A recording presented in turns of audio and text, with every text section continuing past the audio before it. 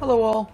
What started out as a quiet week was rudely interrupted on Wednesday by a major vulnerability reveal in React server components. More on that in a moment. This email and video commentary is from the RedDotSecurity.news website, and it contains a plethora of links to other items that aren't mentioned here that are worth skimming to see if they interest you or pertain to your particular environment or of those you support. There's a lot more than what's provided in these opening comments. So, on to the headline news. Google Android had a major vulnerability fix version come out this past week, which plugged 107 defects, including 2 zero-day vulnerabilities that CISA added to their known exploited vulnerabilities catalog, and is requiring all federal agencies to patch by December 23rd. I personally used to buy inexpensive brand Android phones. However, the lack of security updates for these phones and their dubious provenance have shied me away from them toward known major brands that promise several years of support and regular security updates. If you're using an out-of-support mobile phone, replace it. The drive-by malware out there is not worth the gamble to you or your enterprise.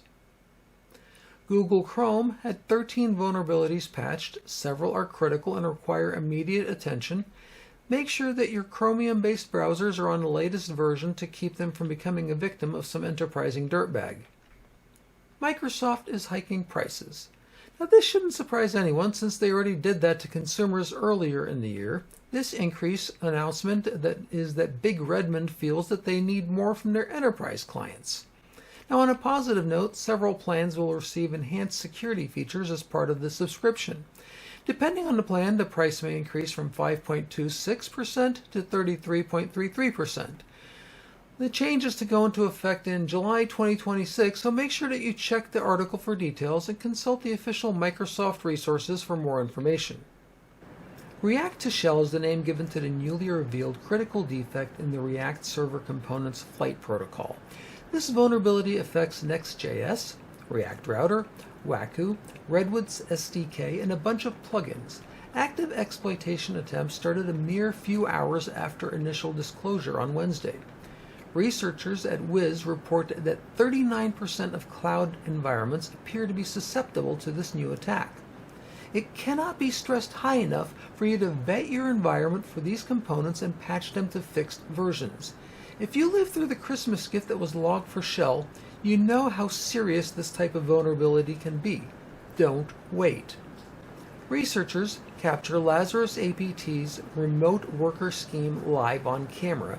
It's a truly fascinating look into how this evil organization operates and how they continue to evolve. Browser extensions pushed malware to 4.3 million Chrome Edge users. It is an almost unbelievable hack pulled off by Chinese nation-state actors. By releasing, enhancing, and supporting seemingly legitimate and genuinely useful and helpful plugins for years without a hint of foul play, the hackers built up trust with the community of users. Until one day, malicious code was slipped in that began surreptitiously collecting information from users' computers and sending it to China. Well played, PRC. India attempted to force phone manufacturers to install government software. Thankfully, Apple flat out refused to install their Sankhar Sadi security app, and India's Ministry of Communications backpedaled on Wednesday, explaining that they were just trying to keep their citizens safe. The amount of agentic AI items that are flooding into my news feed lately seems like a tsunami. I suspect part of it is due to my viewing of those articles and my feed choices being optimized. But that's not the entire picture. There's a marked uptick in AI agents everywhere for everything. The bandwagon is out in force, attracting people to it. I encourage you to take a pause before you install or interact with the latest helpful agent. Who wrote it? What are the motivations behind the developer, and what is the real-world chance that this particular agent that you may grow to rely on will be around and continue to receive support?